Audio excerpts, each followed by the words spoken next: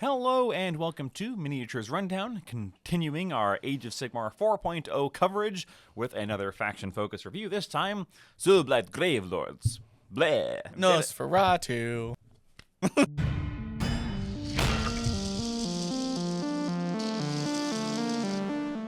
Your classic vampires, your Warhammer Fantasy Battles vampires. And also skeletons. And also skeletons. And also zombies.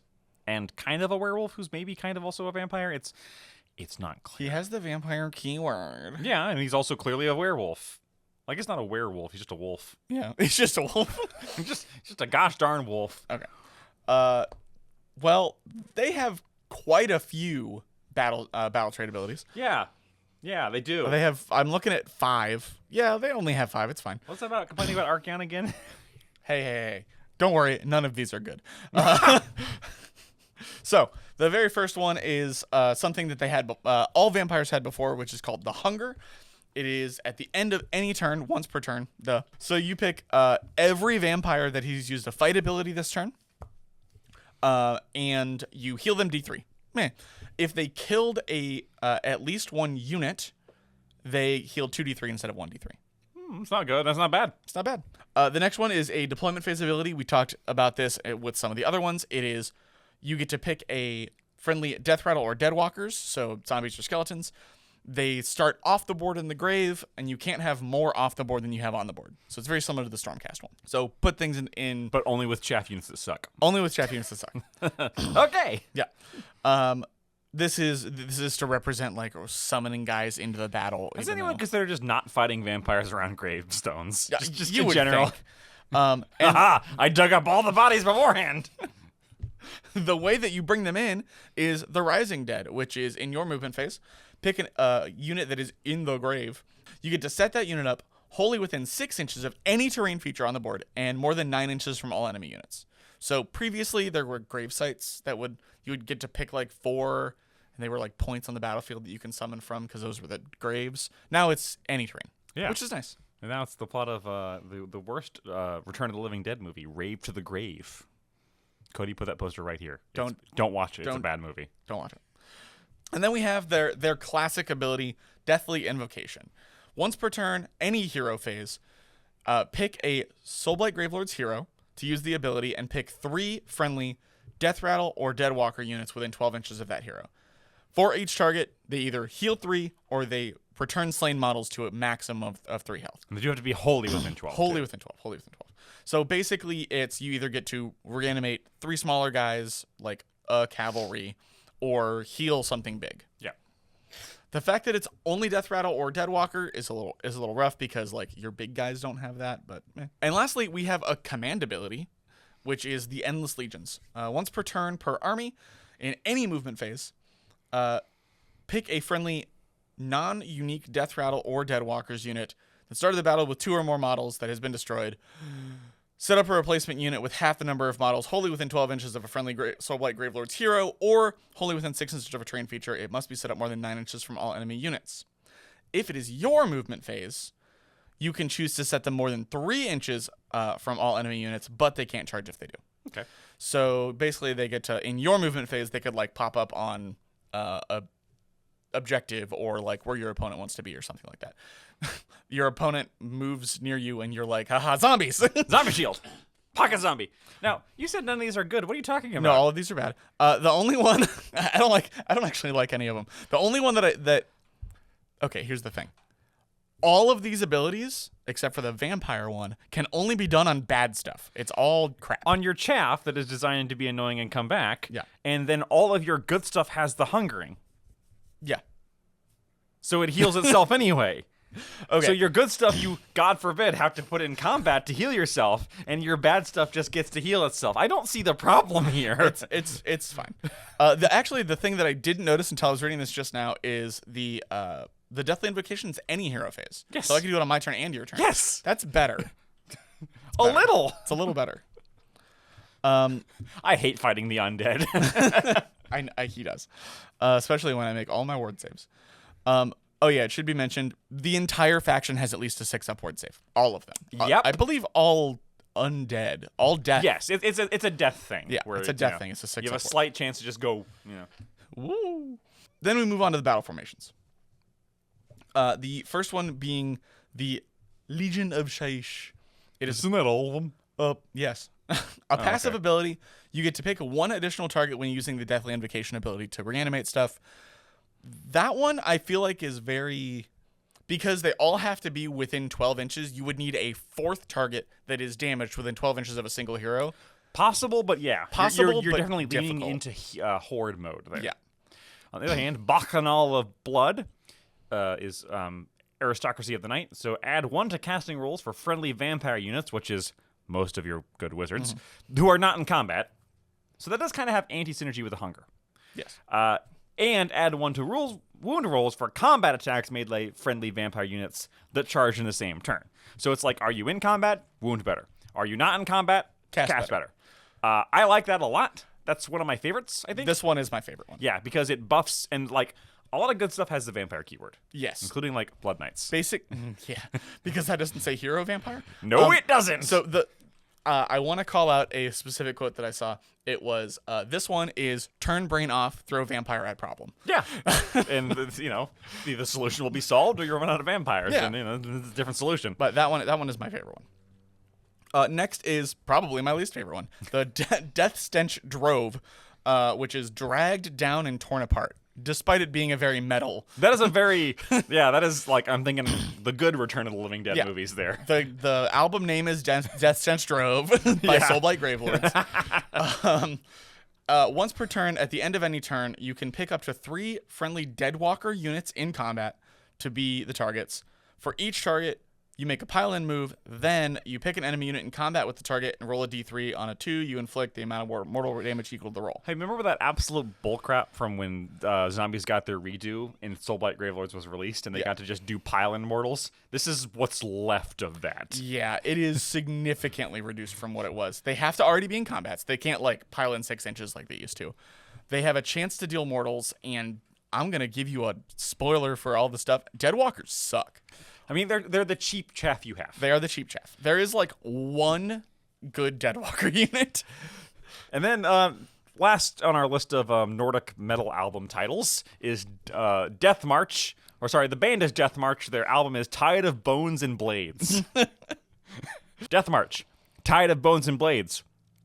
Add 1 to the rend characteristic of melee weapons used by friendly death rattle units that charged in the same turn for attacks that target a unit that has fewer models than the attacking unit. So you're playing skeletons, you charge, you're not fighting clan rats. Basically. Yeah, you need to be bigger than them, which is kind of what skeletons want to do anyway. Yeah, but there's a lot of other things in Age of Sigmar that also do that, and that's why I don't like this one. I agree. It gets to the point where if you're up against a ranged unit and they take half your guys down and you're no longer above them, you just don't get that ability anymore. Now, the thing is, you do get to get it back eventually. You do. Revive. Because you're going to revive. And +1 rend on your skeletons is a really good force multiplier. It is. I just feel like they could have taken off the and fewer models and it still would have been, pretty good. Not busted, but pretty good. Maybe 2. I think they should have just had it if your unit is 10 models or more, honestly. Sure. Or 20, or like a full strength unit. Yeah. Kind of thing. Let's get on to the heroic traits. The cursed bloodlines. The first is the Lash of the Sire. Not Lash of the Shire, which is the first way I read it. Once per turn in your hero phase, pick another friendly Soulblight Gravelords unit within this unit's combat range. Roll a dice on a 2-up if the target is not in combat. Yes. When the target is not in combat, it can move d6. If the target is in combat, it can make a pile-in move. It doesn't get to attack, it just gets to pile-in. So it's move more. It's once per turn, your hero phase, move more. Once per turn, move more. I like it. I don't. That can really win you games. That's handy. Yeah, I know. Movement is good, but... Once per turn, your hero phase, you could also do Unbending Will, which is you pick a friendly Death Rattle or Deadwalkers unit that has 2 or more models and is wholly within 12. Add d6 to target's control score. Sure. This objective is mine. I like the movement more. This objective is very mine because you're either... I don't know. The fact that it's a d6 instead of add 3 or something like that. You could spike high. You could spike high, but you could also roll a 1 and just... Yeah, but if it's have not a your opponent- horde, that's then you're not going to need the extra. You might. Because you're going to already have 20. You might be fighting clan rats. I don't like that one. And they're also coming back. This is just... And the last one is a passive, which is Unhinged Rampager. Obviously my favorite one. You can reroll charge rolls in your charge phase. Put this on a beat stick vampire hero. Yep. Artifacts of power, the deathly heirlooms. Pondering your orb. Pick an enemy hero in combat to be the target. The target has strike last for the rest of the turn. That's once per battle, any combat phase. It's any hero, and it doesn't have to go off on anything, so you can give Archeon strike last. That's true. You can give Abraxia strike last just to mess with her when she uses that ability to give her to Varangard not having strike last. It's like, fine, they don't, but you do! Yeah. The next one is the Shard of Night, which is a passive. Ignore modifier save rolls for shooting attacks, positive and negative. Yeah, it's only against shooting attacks, and it's ethereal save on shooting, which is fine. It's something you hate as a vampire, and your vampire units have like 3-up saves. Yeah, generally. So 3 to like, 4. I would hate to fight that as a shooting army. Yeah. Because usually you're relying on a Ren to do anything. But then you go up against Khorne, it's like they have that is 2 guns in their whole army. That is a problem. Yeah. Last, but maybe least. Maybe least. Maybe not. So this is a reaction for when your opponent declares a spell, and they're within 18 inches, not 30, 18. Roll a d3 on a 2-up, inflict an amount of mortal damage to the caster equal to the unit. If the target is destroyed, the spell doesn't go off. So the problem is it's only d3. It is only D3. It is in addition to dispels. It's also, there's no limit on how often it goes off. That's true. So you can just Every time they cast. Yeah, and it's not a core ability. Yeah. So you can just keep doing it. That one's my favorite one, especially with the amount of wizards running around. There are a lot of wizards running around right now, and that one does make it my favorite. And the fact that it's you have the ability to kill them and the spell doesn't happen. Yeah. Very nice. It's going to make people not cast spells. True. Speaking of spells, onto the spell lore. The first one is Vile Transference, their unlimited spell. It is cast on a 7. Pick a Soulblight Wizard to cast a spell and pick a visible enemy unit within 18 that has not been picked to be the target of this ability this turn, which is important. Roll a number of dice equal to the number of models in target unit. For each 6, inflict a mortal wound. If any models were slain by this spell, heal D3. So it's Horde Clear that heals you. Yep. Pretty good. Prison of Grief. Hey, Nighthunter calling. They want their spell back. Pick a friendly Soulblight Wizard's Gravelord. They get to cast. Pick an enemy unit within 12. The target has strike last. It's like word for word exactly the same as the one from Slaves of Darkness we just did. Yeah, it was. It's a popular spell. It is. And lastly, there is Waste Away. Cast on a 7. It is pick a visible enemy unit within 12 inches to be the target. For the rest of the turn, subtract 1 from the damage characteristic of target's melee weapons. That could be very, very good. That could be very good. Having to have, again, a lot of your wizards are also vampires. Yes. And your vampires are combat monsters. Yes. So they want to be upfront and they don't want to die. Right. So they walk up to something, they look at it, and they go, "You're kind of scary, be less scary." I'm a fan of that one. Yeah, that's good. All right, so what models do you want to talk about? It should be mentioned that there are no manifestations, no base manifestations in this one. Yes. You only have to pick from the generic ones. So sad. We will not be talking about Nagash. Despite being very large and terrifying and in charge, because he's 880 points. Is he worth 880 points? I don't think he is. All right, we'll talk about him. You know what? You know what you're talking You about. want me to talk about him? No. Wow. No. Wow. Go ahead, Mitchell. Talk about Nagash. He's movement 10 with 18 wounds, so slightly above average for a large monster. He has a 3-up save and control of 10. He has 4 attacks with Alakanash. 3 to hit, 3 to wound, 2 rend, and D6 damage. Pretty good. And, oh god, 4 attacks with Zephet Nebtar. I'm looking at you for 3 to hit, 3 to wound, I don't 2 play rend, Tomb Kings. I don't know. and 3 damage. So he has quite a bit of damage potential. Mm-hmm. If he has 10 or more damage points on him, subtract 3 from its power level, which he is power level. He is Wizard 9. He doesn't reduce his attacks. He reduces his spells, which he used to do. And he has a 3-up save? He has a 3-up save. Okay. And a 5-up ward. All right. He also has fly. Ooh. His first ability is a passive called the Staff of Power. You add 2 to his casting rolls until he miscasts. Mm-hmm. Miscasts normally stop you from casting any more spells, but he's Nagash, so he can cast more spells. He just doesn't get +2 to his cast anymore for the turn. Not terrible. He has Hand of Dust, which is once per turn at the end of any turn. Pick an enemy hero or unit. I hate this ability. I wish that it would go away. Pick a visible enemy, hero, or monster in combat to be the target. Hide a dice in one of your hands or under one of 2 appropriate containers. Your opponents must pick one of your hands or containers. If they pick the one holding the dice, this ability has no effect. If they pick the empty one, the target is automatically destroyed. So if you are a combat monster, or when I say monster, a combat hero of any sort, someone who's good at combat, and you are trying to kill Nagash, you need to do it. You better kill me in one shot. Better hit me once, because you're not going to get a second one. Or rather, there's a 50-50 chance you won't get a second one. He will just immediately kill anything. The reason I don't like this is they don't leave it to a 50-50 roll. It is hide a dice in one of your hands. I don't like the hide your dice in one hand, because there are people I don't trust to do that. Fair. It was in neither hand. Just make it a coin flip. Just make it a 50-50. Rather, this calls back to the first edition, like, BS of, I mean, it actually calls back to Warhammer Fantasy. That's true. And I think the reason it's doing that is because it's literally Hand of Dust. Yeah. Do you think that Nagash goes like, which hand am I going to dust you with? Which am I going to... Oh, which one? Fun fact, this spell, not cast by Nagash, but rather Arc in the Black, is what made Eltharion the Light of Eltharion. He got turned into dust at the end of Warhammer Fantasy. Nice. And then came back in the best model in the Lumineth range. That's true. He has another ability, which is the Supreme Lord of the Undead. Once per battle in your hero phase, pick a friendly, non-hero, non-unique death unit that has been destroyed and reanimate it wholly within 12 of him and more than 9 small enemy units. Unlike the battle trait, it is not halved. It is just you get the unit back. It's also any death unit. It is any death unit. So that includes monsters. Yes. It includes monsters. That includes vampire knights. That includes, as long as it's not a hero. Right. Or unique. And the reason he has 9 spell casts is because he has the Invocation of Nagash, which he can cast any number of times. Well, 9 anyway. 9 anyway. It's cast on a 7. Pick a visible unit wholly within 18 that has not been picked to be the target of this spell this turn. If the target is an enemy unit, inflict D3 damage.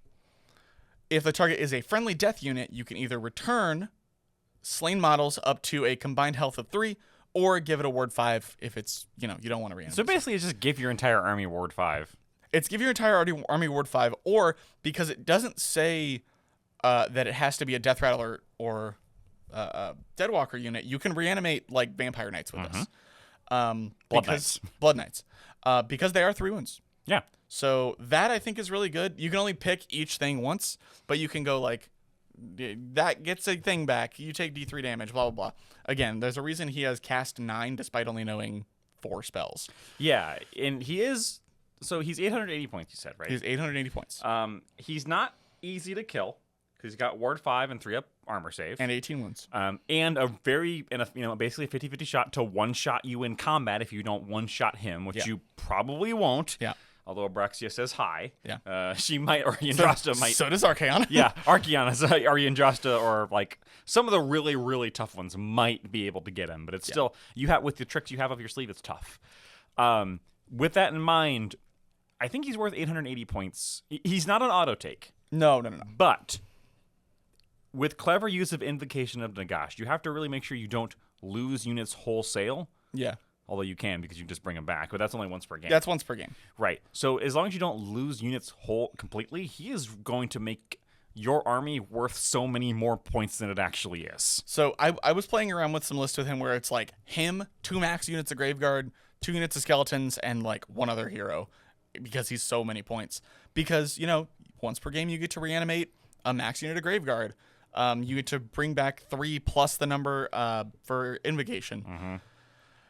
I just don't think he's worth 900 points, man. He is a lot. He's a lot. He dictates your army if you do that. He does. He's an entirely separate army list. Yes. So let's talk about the ones you want to talk about. The ones I actually want to talk about. The first one I want to mention, unfortunately, is Torgilius the Chamberlain. Because, I say unfortunately because he was only available in Cursed City. Now, that's a name I've not heard in a long time. I know. Like, I've never thought about this guy before. He wasn't very good, and now he's not terrible. Congratulations on reminding me of a model I forgot existed. First of all, his ranged weapon is actually not terrible. It is 18-inch range, 2d6 shots, forced to hit, forced to wound 1 rend, but D3 damage and can shoot in combat. So it's up to 12 attacks with D3 damage apiece. That's not terrible. He's only 7, He's 180 points. That's not bad. For a named character, he's not terrible. Oh, he's movement 5 and 5 health and a 6 up save and 2 control. Like, his stat line is nothing to write home about. The reason you take him is because he has the passive called Trusted Lieutenant. This unit can use the Deathly Invocation ability even if a different friendly unit is already used at this turn. The interesting thing about Deathly Invocation is it doesn't say that you can't heal the same thing multiple times in the same turn. So if Nagash or whatever heals something, he can also heal that thing for another 3, bring back 6 guys in a turn. He does have a 6-up ward, too. He does have a 6-up ward. He is Wizard 1, and his signature spell is Failing Fortitude, cast on a 6. Pick a visible enemy unit within 18 to be the target. Until the start of your next turn, subtract 1 from wound rolls to the target's attacks. Not combat attacks, not just in melee, not just at ranged. It is that thing has -1 to wound. Yeah. That's very good. I think the biggest buff for this guy is that you no longer have to take the entire flippin' court. That's true. Because you used to have to take them all or none, and it was so many points, and it was like... To be fair, that was when they first came out, before their book last edition. Sure, but... Yeah, it was like 900 points to take all of them. The Virkos Bloodborne. Who was also, unfortunately, only in... Cursed City. But I think that they look kind of fragile, and I think that's questionable. So they have 3 health. They are vampires, so they benefit from your subfaction of getting +1 to wound if you decide to take that one. And they also heal if they're not dead. They have 8-inch move, 3 health, and a 6-up save, and control 1. They each have 3 attacks. Hitting on 3s, wounding on 3s, 1 rend and 2 damage with crit 2 hits. How many do you get in a unit again? 3. 3? So, okay. And it cannot be reinforced. Right. Which does suck. The reason I think they're not bad is their abilities. The first one is, while each model in this unit is within 1 inch of any terrain feature, it cannot be targeted by shooting attacks unless the attack model is within 9. Within 9 is real good. Yeah, I know. There's they are... That is going to keep them alive more often than not, I feel. And their other ability is Shadowfast. At the end of any turn, roll a dice.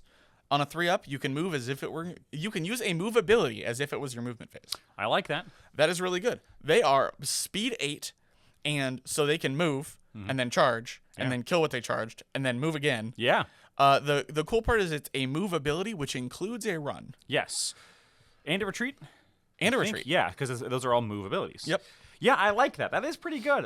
Glass Cannony, they're probably not going to survive much. Not with 3 health and a 6-up save. Yeah. Like something sneezes at them, they're going to die. Yeah. But priority targets, stick around terrain, dart between terrain, basically. Charge something that your opponent really doesn't want to get charged. How many points? 150. I'd take that. Yeah. I'd buy that for $1. I'd buy that for 150 points. No, I like them. I gotta admit, those are my least favorite models from Cursed City. Really? I love them. They're so... They're like, haha. He looks like he's gonna tell me I am not prepared. And well, you're not.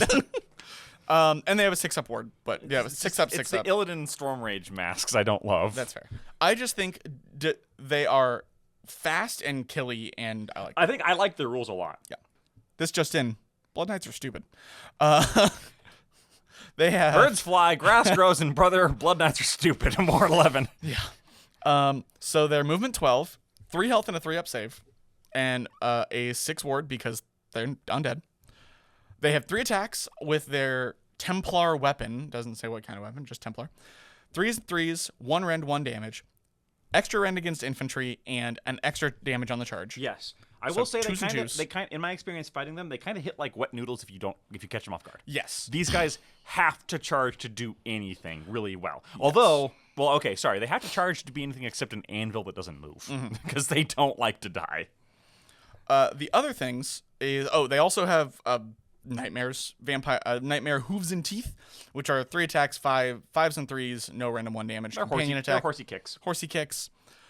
They have Riders of Ruin, which is a passive and says whenever they move, they can move across enemy infantry, as long as they don't end in their combat unless the ability says that they can. Okay. And they don't end on top of something, obviously. Yeah. So the reason for that is they have any charge phase. Pick an enemy unit that this unit passed across to be the target. Roll a d3 on a 2-up, inflict that amount of mortal damage. So yeah, they want to basically use the I don't remember what it's called. The charge through. Pass through? Yeah, pass through command ability. So they want to charge, get their damage off, and then move over stuff, and then charge and move over. They want to continuously charge every single turn. Yes. And with pass through, I feel like that's more reliable. Yes. How many points are they? 230. So I think they're worth their points. I think so, I will too. say to do any real damage, they do need to do that charge. 100%. And they need to charge, kill, and keep moving. They are relatively durable for their cost, especially because they have the vampire keyword, which means they will be healing themselves. They will be healing.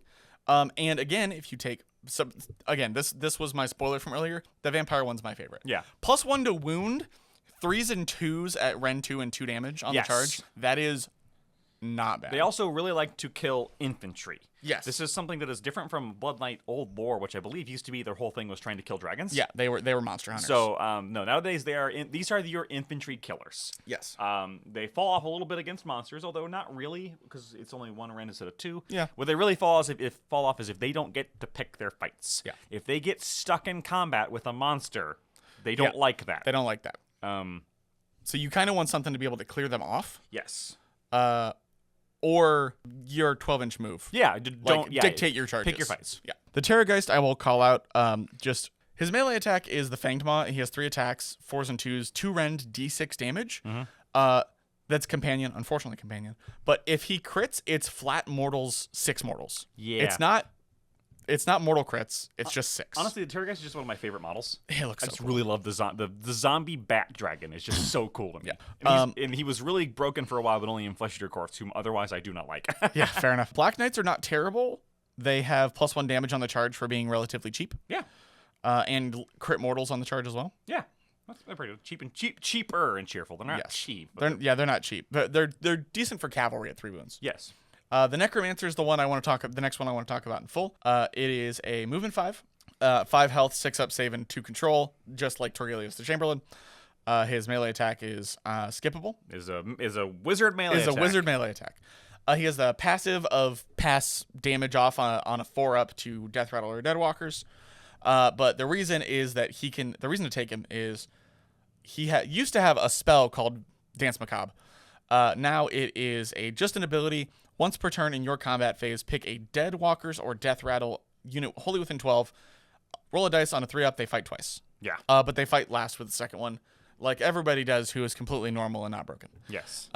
So the ability to give a unit that is not going to deal that much damage deal a little bit more, I like that. And he's only 140. And that could stack with the +1 rend. Yeah. If you're using that subfaction. That's true. Von Hell's Dan's Macabre has been in Warhammer since Warhammer Fantasy. Yeah. It was a attack speed buff thing. It's still in Total War Warhammer. Yeah. I love that like some of these things do still exist. And Dan's Macabre is if you've never listened to the musical piece, Google it. It's very fun. Yeah. You have to take your violin and tune one of the strings down so it sounds wrong. Nice. It's actually pretty cool. That's cool. I love this little guy. His model's a lot better now.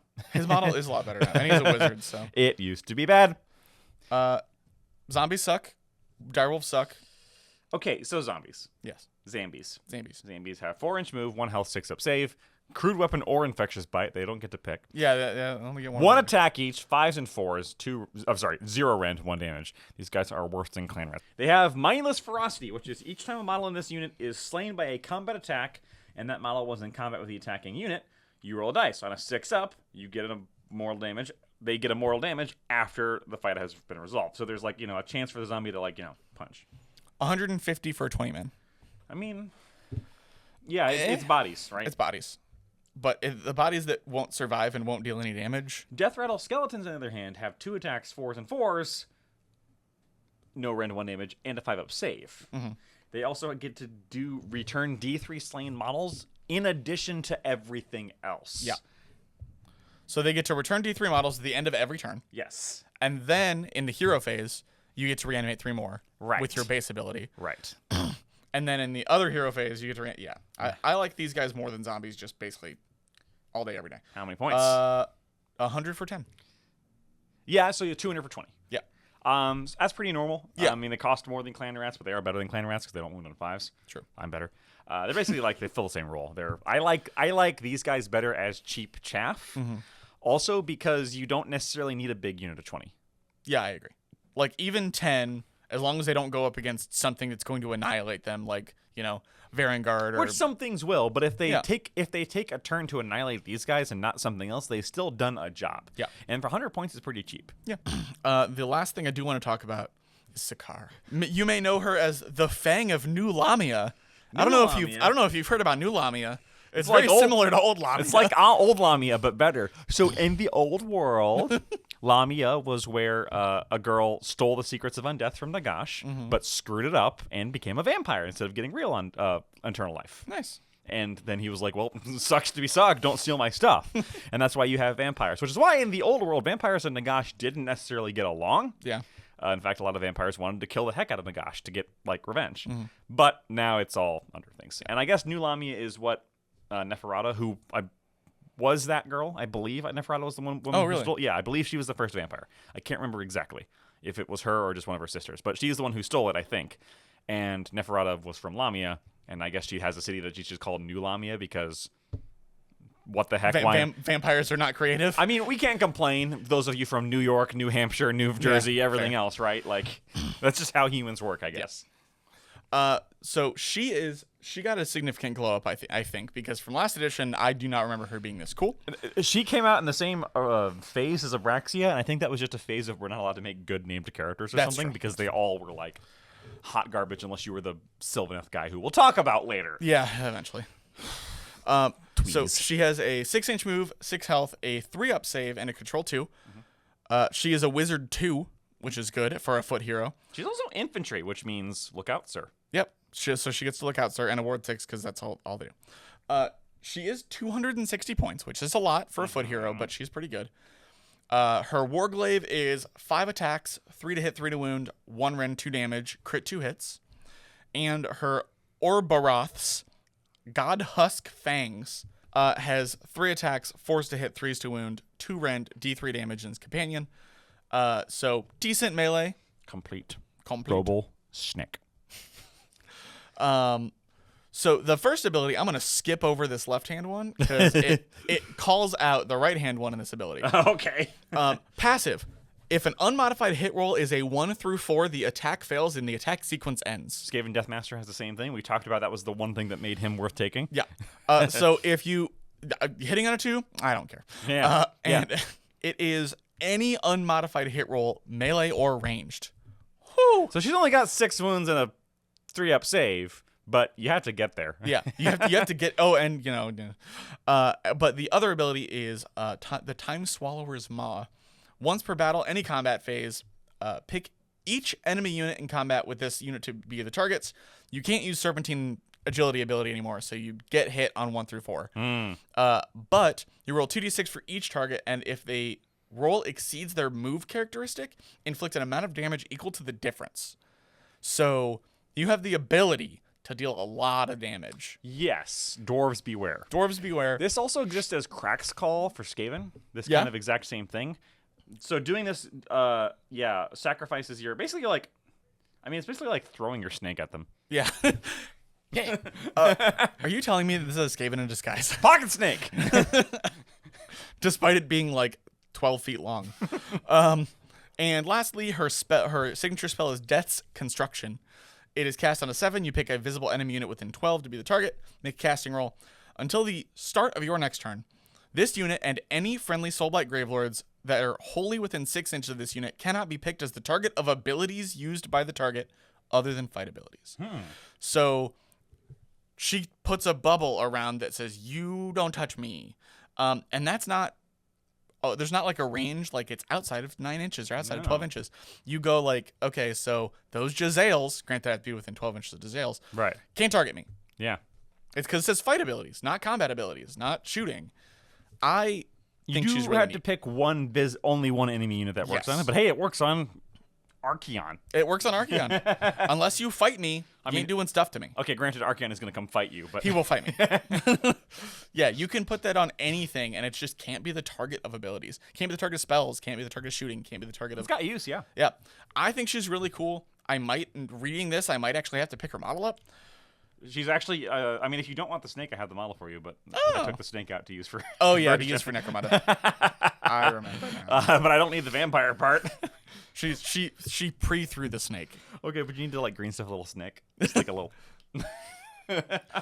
I devil dog dare you. Yeah, certainly better than last edition, though, right? Yeah, and again, we've talked about previously, she has her own army of renown, which has some cool stuff. So if you really, really, really like her, you're a real big fan of New Lamia, you can take her army of renown. But no, I think she's cool. Yeah, certainly Like Abraxia got a heck of a glow up. Yep. That's the last one I want to talk about. All right. So in general, what are Soulblight like now? I mean, last edition they were good. They weren't super broken. I guess when they first came out, they were like, "Oh, it's a new book, Creep. Yeah, new book creep." Yeah. They're not like that right now in general, I feel, but they are good and playable. I believe so. My problem with them has always previously been you don't take the cheap stuff, you only take the big killy stuff. And I feel like that might still be the case, but we haven't really seen enough results for it to matter. Okay. Because I still feel like Blood Knights are fantastic. I feel like the big heroes, Manfred got a little bit worse. He used to have like a countercharge thing, which I mean he can do all the time now, but he doesn't like work his way himself into it. I don't know. I feel like the big stuff got about the same, maybe a little bit worse on the named characters, but I feel like you still go pretty elite, which is not how I feel like the faction should play. See, for a while there, when they were first released, you didn't go big at all. You went zombie horde. Well, yeah, but Zombie stupid. that was a problem of zombies being able to like run directly at your opponent and then pile in 6 inches for no reason. Yes, I mean, yeah. No, I mean, if you're not breaking the game, Yeah. sure. I think, especially in Age of Sigmar 4, you can't going elite is punished more. Yeah. Because of the way the battle tactics and things are set up. You really want multiple teams and of models to do things. Yeah. Having isolated individuals is way more easy to get shut down now. So I think even though the stats in War Scrolls might not look like it, I still think you don't want to go super elite. But that being said, Soulblight Gravelords, vampires in general, undead in general, has always been about a bunch of stupid models, hordes you don't care about, and a few things you really care about doing all the actual heavy lifting. Right. Everything else is just designed to get in the way. Yeah. You have big stuff that your opponent wants to kill, and then you have stuff that your opponent doesn't want to kill that's in between them. And the goal is to make them kill the stuff they don't want to kill, while you kill them with your stuff that they want to kill. Kill. Yeah. Parse that. Yes, parse that. I think they're really cool. I don't see anything like blazingly wrong with them other than maybe the Deadwalkers could be a little bit better. Yeah, there's always something bad, right? But again, they're being punished for their previous crimes. How it goes. Yeah.